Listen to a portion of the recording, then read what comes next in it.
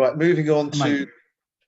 to the number 4, the fourth topic we're going to look at today. And again, we're going back to the Conservative Party and something that's, it's amazing, isn't it? You know, you have a report that comes out at the beginning of the week that clearly identifies within a political party some massive problems in terms of Islamophobia and racism and the impact that that's having on minority groups, but more generally across the population.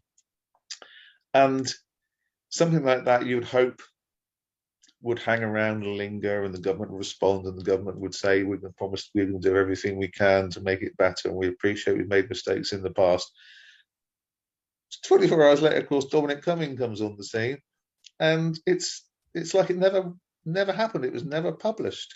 And Jason, does anyone think that's by chance that the Conservatives released the report a day or so before Cummings was giving testimony, which they knew would be huge?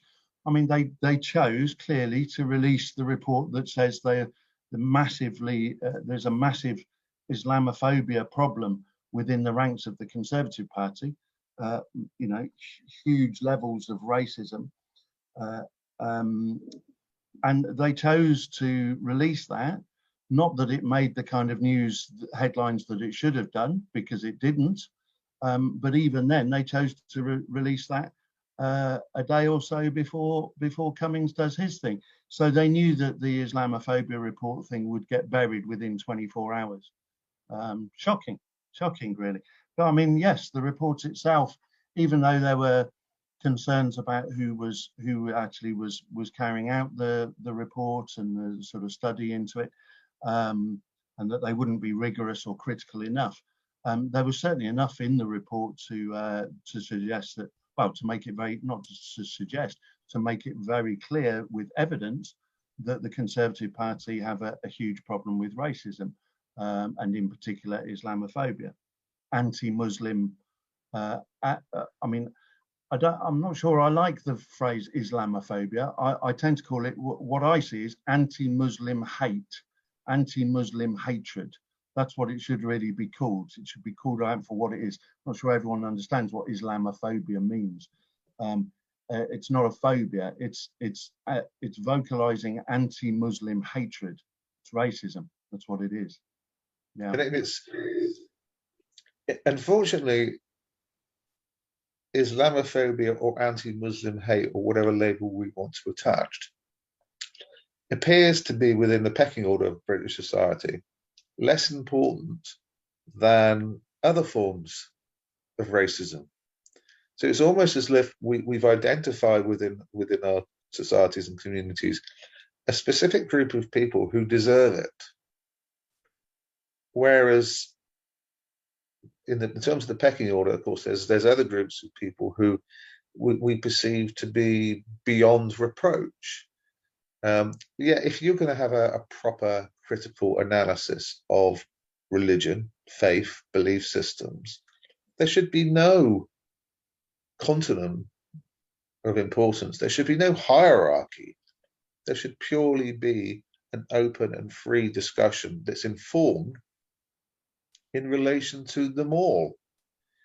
So what I find particularly disgusting is that the Conservative Party go on and on and on about so-called anti-Semitism that existed within the Labour Party that apparently doesn't anymore, while they were trying to get rid of a specific leader. And yet, when it comes to another faith, they can openly refer to women with veils as, you know, being like pillar boxers, post boxers, or whatever.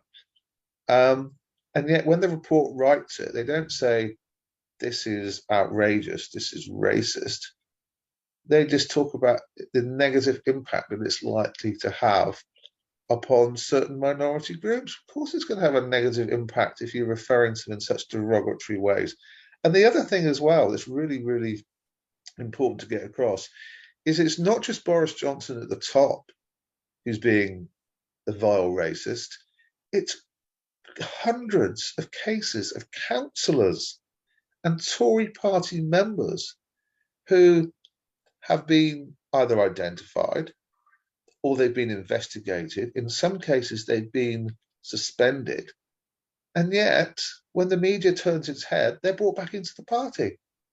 And when Absolutely. people start reporting this and informing the public, everything's switched across to something else. You know, the next morning's fish and chip paper, and nobody really cares. So the suspension was just purely paying lip service. It was purely symbolic for a specific moment in time, so they can then turn around and say, "Woo, come on down again." And the same thing's happened with Keir Starmer. Keir Starmer is doing exactly the same thing, and the Labour Party is parroting Boris Johnson's style in that they're basically saying to the public and to the press, "Oh, we've suspended them, we're investigating them," and then when they've moved on, the investigation conclusions are never published, or very rarely, and the actual people who have offended are slotted nicely back into where they were. You know, the two establishment parties now, in terms of racist behaviour within the UK, is abysmal. It's frighteningly scary. I mean, they're both acting. Both leaders are acting in a very racist way towards their membership, and in terms of their proclamations, particularly in Johnson's case. I mean, it would amaze people to know that not one, not two, but three Conservative candidates at the last general election had to be suspended due to anti-Semitism. Where was that all over the news? You know, if that was Labour, it would have been headline news. Corbyn asked about it constantly, front page of all the newspapers, top of the BBC News. Virtually nothing about it. One of them made statements about the Holocaust being exaggerated, etc. Essentially, Holocaust denying. One of the Scottish Conservative candidates. But this isn't about anti-Semitism. Let's focus on the Islamophobia thing. And I think some of what you alluded to there, that Islamophobia is perceived by many to be a more acceptable form of racism than, say, an anti-black type of racism or other form of racism, I think has developed since the war on terror, since 9/11. And, you know, we've had 20 years now of a war on terror, which of course has meant America and the UK being constantly at war, which is unbelievably profitable. You know, tens of trillions of pounds has been made by arms contractors over the last 20 years. And they've been able to carry out this sort of war on a perceived enemy that keeps them being elected, keeps the military-industrial machine in business, making lots of profit, and identifies billions of people as potentially the enemy. And so yes, this sort of anti-Muslim hate seems amongst a certain number of people, a certain perhaps type political persuasion of people, it seems more acceptable than other forms of racism, which is atrocious and disgusting. And of course, that has also very much been promoted by leaders like Donald Trump in America, like Boris Johnson here, who have used racism and in particular used Islamophobia to gain power, to gain support, gain votes, very directly and deliberately. The man behind prompting both of them to do that was the complete right-wing crazed racist Steve Bannon, who before that ran Breitbart, edited Breitbart, the far right newspaper, and became Trump's chief advisor, and obviously prompted Trump to say, to make his declaration about banning Muslims from entering America.